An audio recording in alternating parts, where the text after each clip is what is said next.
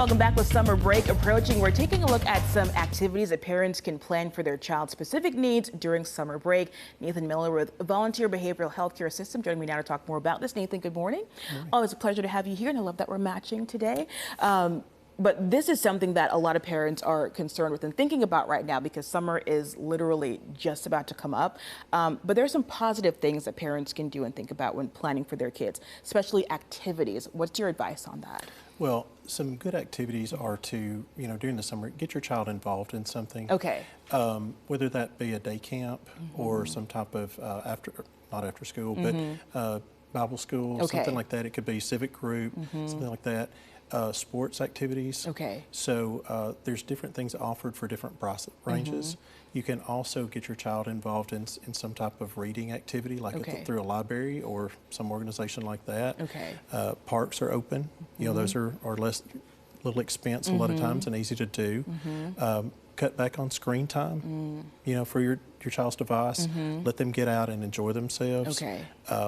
Do some gardening. Okay. Maybe that's an easy one that you can do together and build that, that relationship with your child and keep them busy during that time too. Okay. And just talk with them, on a regular basis because, during the summer, a lot of times when kids don't have that regular interaction, they tend to isolate a little bit or can, slip back a little bit. So, we want them to have that regular interaction and just to, be themselves. Okay. Be stimulated. Okay. So when we're thinking about summer break and kids are like, this is their time away from school, they need to relax, they shouldn't be left alone to relax or, have too much alone time when they're on summer break? And that's true.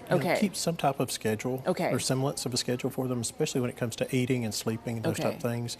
We don't want to get them up at 6 o'clock every morning and have them dressed ready for nothing, but keep some type of semblance of a schedule with them. Why is that important to maintain that routine for them over the summer?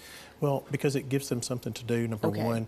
It keeps them structured and on track and a little bit easier to get into those activities that we just talked about as well. Plus, when school does start, you don't have as much trouble getting them back into a routine. Okay, that makes sense. Now, there are some things to consider as well because during the school year, when they're in school, they have certain opportunities that are available to them and resources. What should parents be thinking about when it comes to that going into the summer? Well, there's a couple of things that come to mind for me.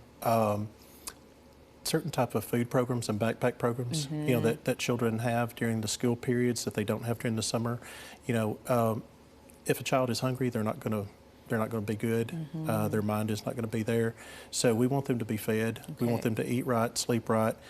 So get them enrolled in some type of program that can help them with that through the summer.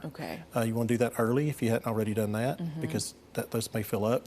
You also, if you have a child that has behaviors that they take medications for during the classroom time, some parents want to give that child a break during the summer. So one of the big things that I would say with that is to make sure that you check with your prescriber before just taking that child off those medications and quitting cold turkey.